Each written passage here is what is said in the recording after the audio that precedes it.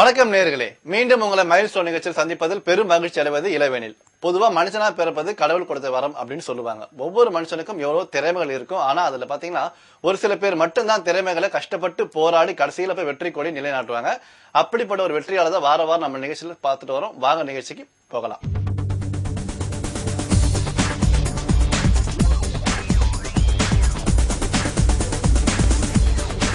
வணக்கம் நேயர்களே, இன்னைக்கு நம்ம நிகழ்ச்சியில சிறந்த சாதனையாளர் யாரை பார்க்க போறோம் அப்படின்னு பாத்தீங்கன்னா வால்டர் தேவாரம் ஐயா தான்.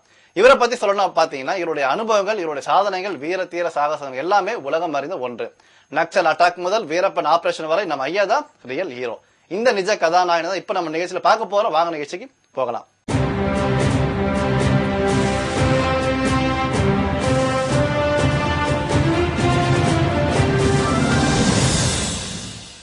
ஐயா, நீங்க எங்க பிறந்தீங்க, எங்க படிச்சீங்க, உங்களுடைய கல்வி அனுபவங்கள் எப்படி இருந்ததுன்றது நம்ம நேயர்களோட கொஞ்சம் பகிர்ந்து கொள்ளுங்களேன். நான் பிறந்து வளர்ந்ததெல்லாம் கேரளாவில் தேவிகுளம் தாலுகா, மூணார், அதெல்லாம் தேயிலை தோட்டம். அங்கே ஃபாதர் வந்து ஒர்க் பண்ணிட்டு இருந்தார். வெள்ளைக்கார கம்பெனி. அவங்க அங்கே ஒர்க் பண்ணுறவளை நான் அங்கே தான் பிறந்தேன், ஒரு எஸ்டேட்டில் பிறந்தேன். பிறகு ஸ்கூல் முடிக்கிற வரைக்கும் மூணார் ஹைஸ்கூலில் தான் படித்தேன். மூணார் ஹைஸ்கூல்னால் நாங்கள் இருக்கிற எஸ்டேட்லேருந்து 8 கிலோமீட்டர் தூரம். அப்போ டெய்லி 8 கிலோமீட்டர் நடக்கணும், திரும்ப 8 கிலோமீட்டர் திரும்ப வரணும். இது நான் மாத்திரம் இல்லை, எல்லாம் அந்த தேவிகுளம் தாலுகாவில் உள்ள அனைத்து மாணவ மாணவிகளும் இதே மாதிரி தான் நடந்து படிச்சுட்டு இருந்தாங்க. அங்கே கிளைமேட் நல்லா இருக்கிறதுனால ஒன்றும் ப்ராப்ளம் இருக்காது. ஆனால் நமக்கு 16 கிலோமீட்டரு சிலர் 20 கிலோமீட்டர் நடந்துட்டு இருந்தாங்க. அது எனக்கு ரொம்ப முக்கியம். ஏன்னா அது அந்த முதல் ப்ராக்டிஸ், அப்போ உள்ள ட்ரைனிங் தான் எனக்கு கடைசி வரைக்கும் போலீஸ் டிபார்ட்மெண்ட் இருக்க வேலையும் சரி, இப்போ ஸ்போர்ட்ஸ் டிபார்ட்மெண்ட் இருக்க வேலையும் சரி, அது எனக்கு ரொம்ப ஊண்டுகோலாக இருந்தது. அப்புறம் மூணார் ஸ்கூலில் எஸ்எல்சி வரைக்கும் படித்தேன். அதுக்கு மேலே அங்கே படிக்க முடியாது, காலேஜ் கிடையாது. காலேஜ் படிக்கிறேன்னா கேரளா பக்கம் போகணும், இல்லாட்டி தமிழ்நாடு பக்கம் வரணும்.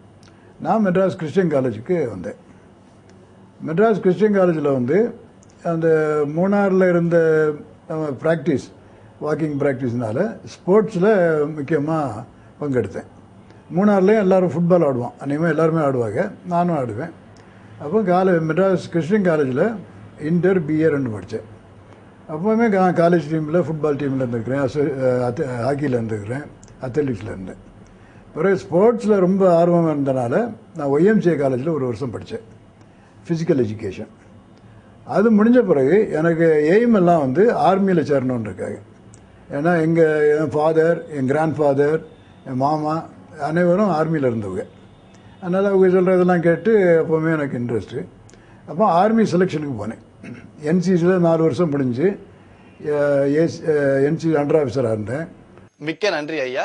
உன் நண்பனை பற்றி சொல், உன்னை பற்றி சொல்கிறேன் என்பது பொதுவான வாக்கியம். காரணம், நட்புக்கு அதிகமாக முக்கியத்துவம் உண்டு. உங்க வாழ்க்கையில உங்களுக்கு கிடைக்கப்பெற்ற, அமைக்கப்பெற்ற அந்த நண்பர்களை பத்தி எங்களோட கொஞ்சம் ஷேர் பண்ணுங்களேன்.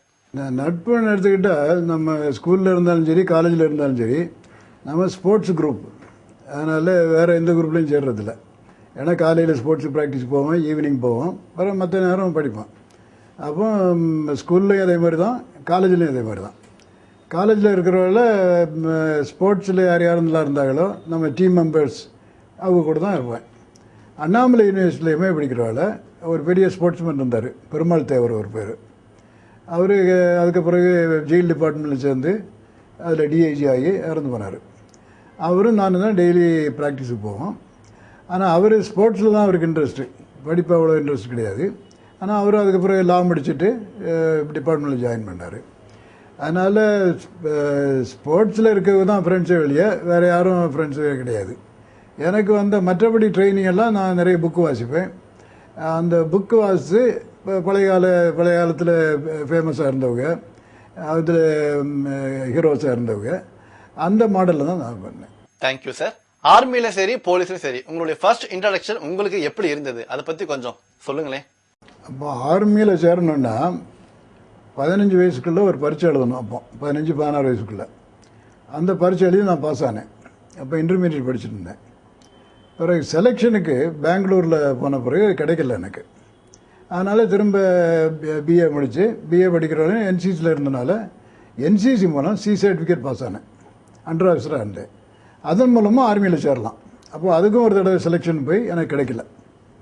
அதனால தான் திரும்ப சரி நீ எம்ஏ படிக்கலான்னு சொல்லி அண்ணாமலை யூனிவர்சிட்டி போய் சேர்ந்தேன்.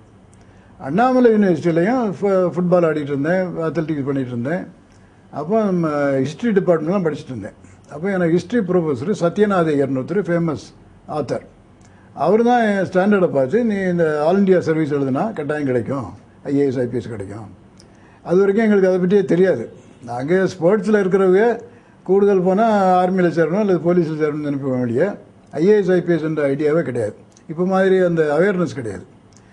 என் ப்ரொஃபஸர் சொன்னதுனால சரி அப்போ எம்ஏ முடிஞ்ச பிறகு அங்கேயே படிக்கலான்னு சொல்லி நானும் என் கிளாஸ்மேட்டும் 2 பேரும் இந்த போய் ஐஏஎஸ் ஐபிஎஸ்க்காக ப்ரிப்பேர் பண்ணோம். அதுக்குள்ளே எம்ஏ ரிசல்ட் வந்து நான் யூனிவர்சிட்டி ஃபர்ஸ்ட் ரேங்க் எம்ஏயில். அப்புறம் அங்கேயே சிதம்பரத்திலே இருந்து எம்ஏ ஐபிஎஸ்க்காக படிச்சுட்டு இருந்தோம். அந்த பரீட்சை வந்து ஐபிஎஸ் பரீட்சை வந்து செப்டம்பர் மாதம் நடந்தது.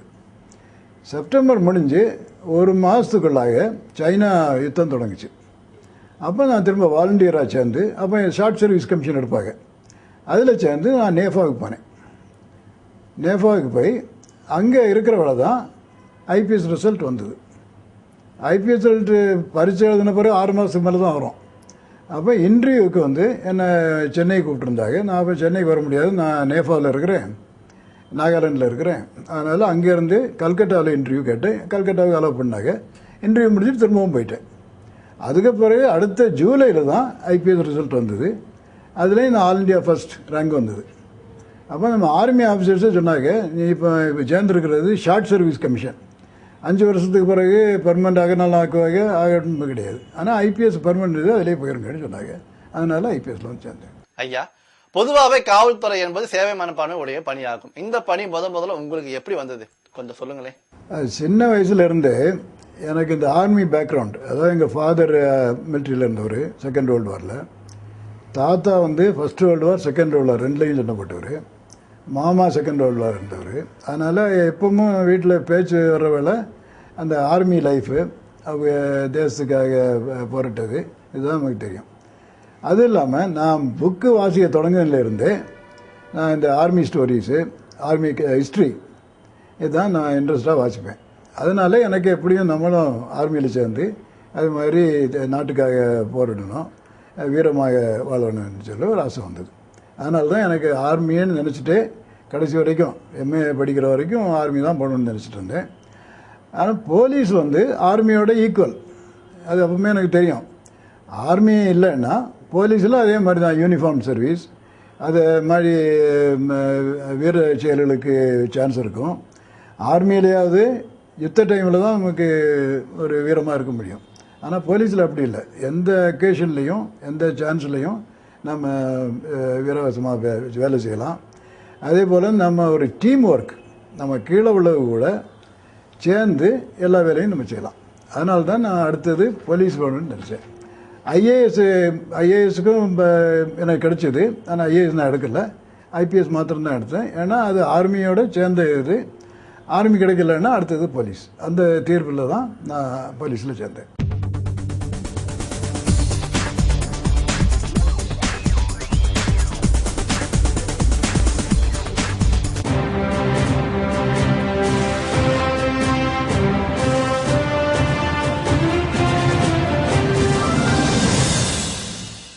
ஒரு நல்ல பயிற்சி தான் நல்ல வளர்ச்சி கொண்டு போய் முடியும். உங்க காலகட்டங்கள்ல அந்த போலீஸ் ட்ரைனிங் செஷன் பீரியட் உங்களுக்கு எப்படி இருந்தது கொஞ்சம் சொல்லுங்களேன். போலீஸ் ட்ரைனிங் வந்து அப்போ மவுண்ட் ஆபு ராஜஸ்தானில் போலீஸ் ட்ரைனிங் காலேஜ் இருந்தது. அப்போ என் கூட 98 பேர் இருந்தாங்க. அதில் ஐபிஎஸ் வந்து 80 பேர், அப்புறம் மத்திய பிரதேசத்துலேருந்து டிஎஸ்பிஸ், மணிப்பூர்லேருந்து டிஎஸ்பிஸ், அவங்கெல்லாம் என் கூட ட்ரைனிங்கில் இருந்தாங்க. அப்போ அந்த ட்ரைனிங் வந்து எனக்கு மற்றவர்களோட எனக்கு அட்வான்டேஜ் கூடுதல். ஏன்னா நான் என்சிசியில் 4 வருஷம் இருந்துக்கிறேன். எனக்கு அப்பவுமே பரேடு தெரியும், ட்ரில் தெரியும், பிறகு அதே மாதிரி ஷூட்டிங் தெரியும். பிறகு ஸ்போர்ட்ஸில் இருக்கிறனால அவுட்டோர் எல்லாம் எனக்கு நல்லா தெரியும். அதனால் எனக்கு ரொம்ப ட்ரைனிங் ரொம்ப ஈஸியாக இருந்தது. நான் தான் ஒரு மாடலாக இருந்தேன். அதே மாதிரி நான் எல்லாத்துலேயும் ஃபஸ்ட்டு ப்ரைஸ் வாங்கினேன். ரைடிங்கில் வாங்கினேன், ஷூட்டிங்கில் வாங்கினேன், ட்ரில்லில் வாங்கினேன். அதே மாதிரி படிப்புலையும் நான் ஃபஸ்ட்டு வாங்கினேன். அதனால் கடைசியில் பாசிங் அவுட் ஆகிற வேலை நான் பெஸ்ட் கேடட், அந்த பேட்சில் பெஸ்ட் கேடட் ஒன்று பரிசு கொடுத்தாங்க. பெஸ்ட் கேடட் தான் அந்த பரேடை லீட் பண்ணி போகணும்.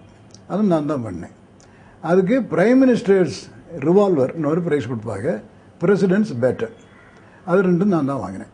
அதனால் ட்ரைனிங் எனக்கு ஒன்றும் அவ்வளோ கஷ்டமாக இல்லை. நான் ஸ்போர்ட்ஸ்லையும் இருந்தனால, என்சிசியில் இருந்தனால எனக்கு ஈஸியாக இருந்தது. மற்ற பையன் கூட இருந்தவங்க நிறைய பேருக்கு அந்த அனுபவம் கிடையாது, அந்த வாய்ப்பு கிடையாது. அதனால் அது ஈஸியாக போயிட்டேன். நான் ஐபிஎஸ் முடிஞ்ச பிறகு தமிழ்நாட்டுக்கு என்ன அலாட் பண்ணாங்க. 3 பேர் தமிழ்நாட்டுக்கு போட்டிருந்தாங்க, நான் அதில் ஒன்று. தமிழ்நாட்டுக்கு வந்தால் எந்தெந்த ஸ்டேட்டுக்கு போகிறோமோ அந்த ஸ்டேட்டில் தான் இருக்கணும், வேறு ஸ்டேட்டுக்கு போக முடியாது. அப்போ டெல்லிக்கு போகலாம், ஐபி போகலாம், சிபிஐ போகலாம், அது மாதிரி போகலாம். ஆனால் மற்ற ஸ்டேட்டை பொறுத்தவரை ஸ்டேட்டில் தான் இருக்கணும். அப்போ அந்த ஸ்டேட்டில் உள்ள லாஸ் சட்டங்கள் படிக்கிறதுக்காக 4 மாதம் அந்தந்த போலீஸ் ட்ரைனிங் காலேஜில் எங்களை அனுப்புவாங்க. அப்போ வெள்ளூருக்கு வந்தேன். வெள்ளூரில் 4 மாதம் இருந்தேன். பிறகு மதுரையில் ட்ரைனிங் இருந்தேன். First posting ASP Thoothukudi. அப்போ தூத்துக்குடி வந்து ரொம்ப முக்கியமான ஒரு சப்டிவிஷன். எப்பவும் கம்யூனல் கலாட்டம் நிறைய நடக்கும், கொலைகள் நடக்கும், கொள்ளைகள் நடக்கும். அதனால் அது ஒரு முக்கியமான ஏரியா. இப்போ தூத்துக்குடி டிஸ்ட்ரிக்ட் தான், அப்போ தூத்துக்குடி சப்டிவிஷனாக இருந்தது. அது எனக்கு ஒரு நல்ல வாய்ப்பு. அங்கே போன பிறகு எல்லா முக்கியமான ரெய்ட்ஸு, கொலைக்கேஸு, கொள்ளைக்கேஸ் எல்லாம் நேர்லேயே நின்று நான் பார்த்துருக்குறேன். ஒரு நாள் ஒரு கேஸ் முடிஞ்சிட்டு வர்ற டைமில் ஒரு ஊரில் தீப்பிடிச்சு எரியுது. அந்த ஊரில் எப்போவுமே கம்யூனல் கலாட்டம் நடக்கும், நாடார்ஸுக்கும் தலித்ஸுக்கும். சரி, அப்போ எங்கே ஏதோ ஆகிப்போச்சுன்னு சொல்லி நான் ஒரு ஆள் தான் இருக்கிறேன் ஜீப்பில். ஜீப்பை அங்கே கொண்டு போய் சொன்னேன். அங்கே போனால் உள்ளுக்கே போக முடியல, அவ்வளோ தீ எரியுது, ஊர் முழுவதும் தீப்பெட்டி எரியுது. அப்போ நான் டிரைவரை நீ நேராக தூத்துக்குடிக்கு போய் 15 கிலோமீட்டருக்கு போய் வேறு போலீஸ் எல்லாம் கூட்டிகிட்டு வா, ஃபயர் சர்வீஸ் கூப்பிட்டு வான்னு சொல்லி நான் உள்ளுக்கு போனேன். உள்ளுக்கு போய் நான் தனியாக அந்த அங்கே தீ அணைக்கிறதில் எடுத்து ஈடுபாடுனேன். கடைசியில் அங்கே 3 பேரை கொலை பண்ணிட்டாங்க. அதுக்கு முந்தைய அந்த டெட் பாடிஸை புதைச்சி வச்சுருந்தாங்க. அது யாருமே சொல்லலை. பிறகு நம்ம போலீஸ் பார்ட்டி வந்த பிறகு தான் அவங்களே ரொம்ப ஆச்சரியப்பட, எப்படிங்க தனியாக இவ்வளோ நேரம் அங்கே இருந்தீங்க. ஆனால் நமக்கு ஒன்றும் அப்படியே ஒன்றும் பயம் இல்லை, கம்யூனல் கிளாஷு நான் போலீஸ் ஒன்றும் செய்ய மாட்டாங்க. பிறகு அந்த 3 டெட் பாடியும் எடுத்து அந்த கேஸு கன்விக்ஷன் ஆச்சு. அப்போ நான் ஒரு ஏஎஸ்பி, அந்த சீனியர் மோஸ்ட் ஆஃபீஸர், நான் பர்சனலாக அந்த கேஸ் பார்த்தேன். அது ஒரு நல்ல அனுபவம் எனக்கு. அது முடிஞ்சு நீலகிரியில் எஸ்பியாக போனேன். நீலகிரி ஒரு பீஸ்ஃபுல் டிஸ்ட்ரிக்ட், அங்கே ஒன்றும் அவ்வளோ ப்ராப்ளமே இருக்காது. இருந்தாலும் ரொம்ப அழகான இடம், மலை பிரதேசம். மூணாறு மாதிரி நான் பிறந்து வளர்ந்த ஊர் மாதிரியே நீலகிரி இருந்தது. ஆனால் நான் அங்கே போன பிறகு 3 மாதம் கூட ஆகலை, அந்த அரவங்காட்டில் கார்டைட் ஃபேக்ட்ரின்னு இருக்குது. அந்த ஒர்க்கர்ஸும் ஒரு நாள் கலாட்டம் பண்ணிட்டாங்க. அந்த ஒர்க்கர்ஸில் 2 பேரை போலீஸ் ஸ்டேஷனில் கூப்பிட்டு போயிட்டாங்க, ஏதோ ரோட்டில் கலாட்டம் பண்ணான்னு சொல்லி. அப்போ அவங்க வந்து எப்படி நாங்கள் central government employees, cordite factory central government, எப்படி ஸ்டேட் போலீஸ் அரெஸ்ட் பண்ணலான்னு சொல்லி ரோடை பிளாக் பண்ணிட்டாங்க. பிளாக் பண்ணோடனே எனக்கு தகவல் வந்து நான் உடனே போனேன். நான் ஒரு டிஎஸ்பியும் ஒரு 6-7 கான்ஸ்டபிள், சின்ன டிஸ்ட்ரிக்ட் அவ்வளோதான் இருக்கும். அப்போ போனால் ஒரு 500 பேர் ரோடை பிளாக் பண்ணி நான் அவங்கள்ட்ட பேசி பார்த்தேன். அப்போ அவங்க நாங்கெல்லாம் பேச முடியாது, அந்த 2 பேரையும் உடனே விடுதலை செய்யணும், அந்த சப் இன்ஸ்பெக்டரை சஸ்பெண்ட் பண்ணணுன்னாங்க. அதெல்லாம் முடியாது அப்படின்னு சொல்லிட்டு இப்படி பேசிக்கிட்டே இருக்கிற வேலை அந்த கார்டைட் ஃபேக்ட்ரியில் 4:30 மணிக்கு வேலை முடியும். அது எனக்கு தெரியாது. 4:30 மணிக்கு வேலை முடிஞ்சு ஒரு 2000 பேர் வந்துட்டாங்க. அவங்க அங்கே இருந்த 500 பேர் கூட சேர்ந்து அட்டாக் பண்ண தொடங்கிட்டாங்க. போலீஸ், சின்ன போலீஸ் ஸ்டேஷன், நாங்கள் 7 பேர் தான் இருக்கிறோம். அட்டாக் பண்ண உடனே நான் என் ஜீப்பு வந்து முன்னால் ரோட்டில் நிறுத்திட்டு மேலே வந்திருந்தேன். அந்த ஜீப்பு ஒருத்தன் அந்த போனட்டை மேலே தூக்கி அதில் தீப்பெட்டி வச்சு தீ வைக்கிறான். அப்போ சரி, அது வச்சா ரொம்ப சீரியஸ் ஆகிடும்னு சொல்லி நான் அங்கே மேலே இருந்தே அவனை சுட்டு அவன் வந்து அந்த போனட்டுக்கு உள்ளுக்கே விழுந்துட்டான், இன்ஜின் மேலே விழுந்துட்டான், போனட் அவன் மேலே விழுந்துட்டான். அதுக்கு பிறகு ஒரு 4 பேர் அந்த ஷூட்டிங்கில் இருந்தாங்க. அதுதான் ஃபஸ்ட் டைம் நீலகிரியில் இப்படி கலெக்டர் ஆகிறது. பிறகு அது கண்ட்ரோல் பண்ணி பிறகு ஜுடிஷியல் என்கொயரி வச்சுருந்தாங்க. அதுலேயும் எனக்கு நல்ல இது ஒரு யங் எஸ்பி, அப்போ எனக்கு 28 வயசு தான். இவ்வளோ நல்லா பண்ணியிருக்காரு, முன்னால் நின்று இந்த கலாட்டாவை சமாளிச்சிருக்கிறாரு. ரொம்ப அவசரம் வந்தனால தான் ஷூட் பண்ணார் சொல்லி நல்ல இது கொடுத்தாங்க. அந்த அனுபவத்தினால அப்போ எங்கள் தஞ்சாவூரில் கிசான் ட்ரபிள், அக்ரிகல்ச்சர் ட்ரபிள் ரொம்ப இருந்தது. கீழ்வெண்மணின்ற ஊரில் 42 தலித்ஸை தீ வச்சு கொண்டுட்டாங்க. அது எப்படின்னா கலெக்ட் ஆகிருக்கு. இது இது ஜாதி இந்துக்கள் வந்த உடனே எல்லாம் ஓடிட்டாங்க, டெல்லிஸ் ஓடிட்டாங்க. இந்த ஒரு வீட்டில் மாத்திரம் ஓட முடியாத பெண்கள் குழந்தைகளெல்லாம் பூட்டிட்டு போயிட்டாங்க. அது தெரியாமல் ஊருக்கே தீ வச்சுட்டாங்க. அடுத்த நாள் போய் பார்க்குறவங்கள 42 பேர் இறந்துருந்தாங்க. அப்போ தஞ்சாவூரில் ரொம்ப சீரியஸாக ட்ரபிள் இருக்குன்னு சொல்லி என்ன அங்கே போட்டாங்க. அடுத்த 4 வருஷம் நான் தஞ்சாவூரில் தான் இருந்தேன். ஒவ்வொரு அறுவடையும் ஒவ்வொரு கல்டிவேஷனும் அது மாதிரி ஒவ்வொன்றா போயிட்டு இருந்தது. ஆனால் எல்லாம் மேனேஜ் பண்ணி அப்போ கணபதியா கமிஷன் போட்டாங்க. அந்த கமிஷனில் மினிமம் வேஜஸ் ஒரு நாளைக்கு வேலைக்கு 4,000 ரூபா கொடுக்கணும்னு வந்தது. அது வந்த பிறகு அந்த கலாட்டம் கொஞ்சம் அடங்கி போச்சுது. அது தஞ்சாவூரில் ஒரு நல்ல எக்ஸ்பீரியன்ஸ். ஏன்னா டெய்லி நாங்கள் ஒவ்வொரு வில்லேஜில் தான் இருப்போம், ஆஃபீஸில் இருக்க முடியாது. ஒவ்வொரு வில்லேஜ்லையும் கலாட்டம் நடக்கும். லேபரர்ஸ் லோக்கல் லேபரர்ஸ் ஒர்க் பண்ணலைன்னா ராமநாதபுரத்துலேருந்து கொண்டு வருவாங்க, அவங்களுக்கு ப்ரொடெக்ஷன் கொடுக்கணும். அது ஒரு நல்ல எக்ஸ்பீரியன்ஸ் ஆச்சு.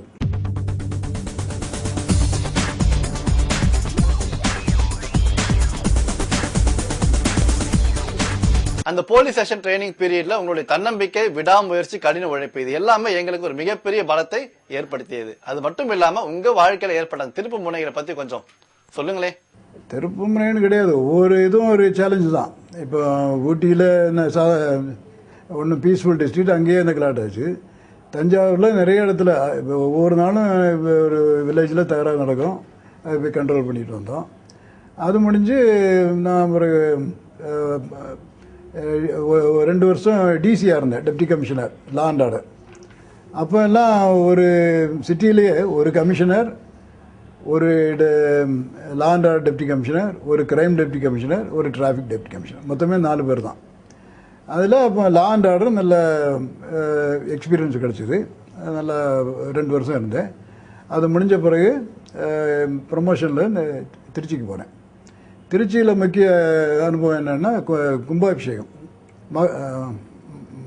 மகாமகம், கும்பகோணம் மகாமகம். அது ஒரு நல்ல எக்ஸ்பீரியன்ஸு. அதில் நல்லா ஒன்றும் சமாதானமாக ஒன்றும் ப்ராப்ளம் இல்லாமல் முடித்தோம்.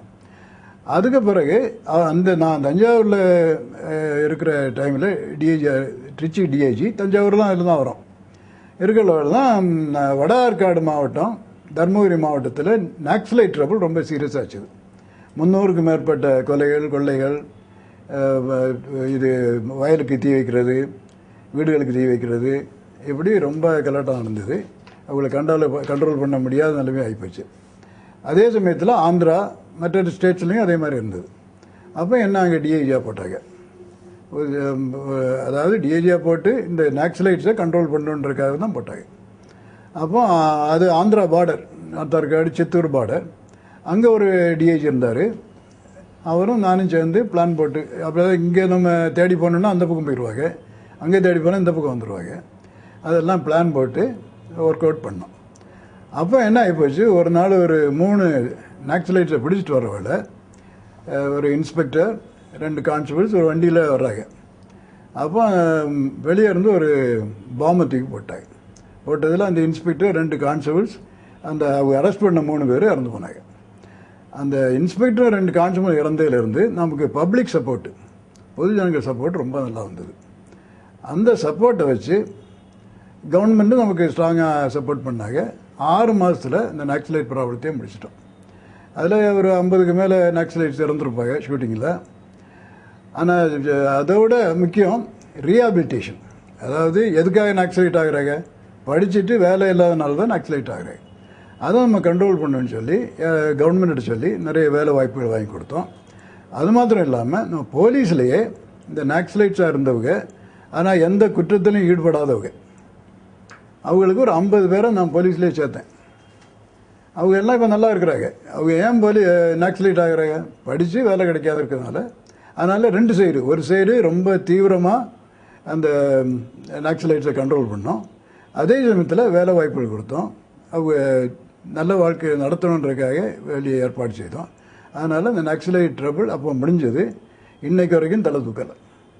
ஆனால் அதே சமயத்தில் ஆந்திராவில் அந்த என் கூட இருந்த டிஐஜியை பிறகு சுட்டு கொண்டுட்டாங்க நக்சலைட்ஸ்.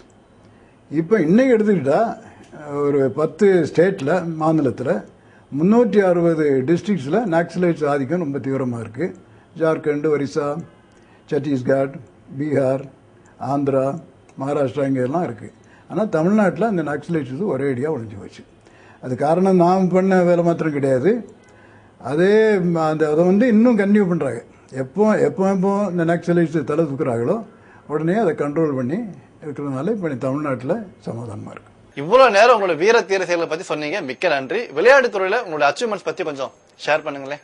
ஸ்போர்ட்ஸில் நான் நல்ல university football, hockey, volleyball, athletics எல்லா டீம்லேயும் இருந்தேன். போலீஸில் சேர்ந்த பிறகும் நான் ஃபுட்பாலும் ஹாக்கியும் ஆடிட்டு இருந்தேன். ஆனால் அதுக்கு பிறகு நான் ஷூட்டிங்கில் என்சிசியில் இருக்கணும், நான் ஷூட்டிங் சாம்பியனாக இருந்தேன். பிறகு போலீஸ்லேயும் நான் ஷூட்டிங் காம்படிஷனுக்கு போக தொடங்கினேன். அப்போ நம்ம ஸ்டேட் 25 முறை நான் சாம்பியனாக இருந்திருக்கிறேன். அகில இந்திய லெவலில் 4 தடவை போனேன், அங்கேயும் மெடல் வாங்கியிருக்கிறேன். மற்ற ஸ்போர்ட்ஸ் அவ்வளோ சீரியஸாக பண்ணுறதில்ல. ஆனால் ஷூட்டிங் நான் ரிட்டையர் ஆகிறதுக்கு 10 நாளைக்கு முந்தி கூட ஆல் இண்டியா சாம்பியன்ஷிப் ஜெயித்தேன். அதனால் ஸ்போர்ட்ஸில் நான் போலீஸில் 35 வருஷம் இருந்தாலும் ஸ்போர்ட்ஸில் 60 வருஷத்துக்கு மேலே இருந்திருக்கிறேன். நான் இப்போ போலீஸில் இருக்கிற வேலையே நான் அத்லெட்டிக் அசோசியேஷன் பிரசிடெண்ட்டாக இருந்தேன், all India athletic association vice பிரசிடெண்ட்டாக இருந்தேன். அதனால தான் ரிட்டையர் ஆன பிறகு நான் அப்படியே அதை கண்டினியூ பண்ணுறேன். இன்றைக்கி ஃபுல் டைம் அத்லெட்டிக்ஸில் இருக்கிறேன், மற்ற ஸ்போர்ட்ஸும் பார்த்துட்டு இருக்கிறேன். இந்தியன் டீம் வெளிநாட்டு போகிறவளை கூட்டிகிட்டு போகிறேன், மேனேஜராக போயிருக்கிறேன், 6-7 தடவை போயிருக்கிறேன். தமிழ்நாட்டை இன்றைக்கி தடகளத்தை பொறுத்தவரையில் இந்தியாவிலேயே தலை சிறந்த மாநிலமாக இன்றைக்கி தொடங்குது. அதுக்கு நமது இப்போ சீஃப் மினிஸ்டர் கொடுத்த என்கரேஜ்மெண்ட்டு தான் முக்கியம். அதை நாங்கள் ஃபாலோ பண்ணி இப்போ ஸ்போர்ட்ஸில் தமிழ்நாடு தான் முக்கியமான நிலைமையில் இருக்குது. அதே மாதிரி ஸ்போர்ட்ஸ் நடத்துகிறதுலையும் நம்ம தான் முக்கியம். அதாவது 1995 ஆண்டு தெற்காசிய விளையாட்டு போட்டி இதே ஸ்டேடியத்தில் நடந்தது. அந்த டைமில் தான் இந்த stadium, indoor stadium, swimming pool, tennis stadium, hockey stadium எல்லாம் கட்டினது. அப்போ நம்ம சீஃப் மினிஸ்டர்லாம் அப்போ இருந்தாங்க, அவங்க தான் எல்லாம் கட்டினாங்க. அந்த சவுத் ஏஷியன் நடத்துகிற வேலை நான் ஆர்கனைசிங் செக்ரட்டரியாக இருந்தேன். அதே லெவல் அதுக்கு பிறகு நம்ம ஆல் இண்டியா சர்வதேச போட்டி இது வரைக்கும் நடக்கலை. அடுத்த வருஷம் ஆசிய தடகள போட்டி இங்கே நடக்க இருக்குது. அதுக்காக இப்போ தயார் வேலைகள் நடக்குது. கமிட்டிஸ் எல்லாம் ஃபார்ம் பண்ணியாச்சு. இந்த ஸ்டேடியத்தை ரெனோவேட் பண்ண போகிறாங்க, இன்னொரு ஸ்டேடியம் வார்மிங் செய்ய போகிறாங்க. இதெல்லாம் முடிஞ்சு அடுத்த ஜூன் மாதத்தில் 44 ஆசிய கண்ட்ரிஸ் வந்து இங்கே விளையாடும். அது தமிழ்நாட்டில் இது வரைக்கும் நடந்ததில் மிகப்பெரிய சர்வதேச போட்டியாக இருக்கும். அது நல்லா இருக்கும்னு நினைக்கிறேன்.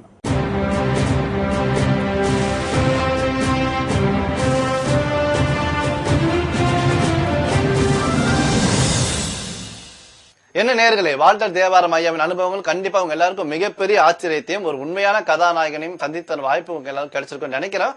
மீண்டும் அடுத்த வாரம் உங்களை சந்திக்கிறேன். Until then, take care, bye from இளவேனில். வணக்கம்.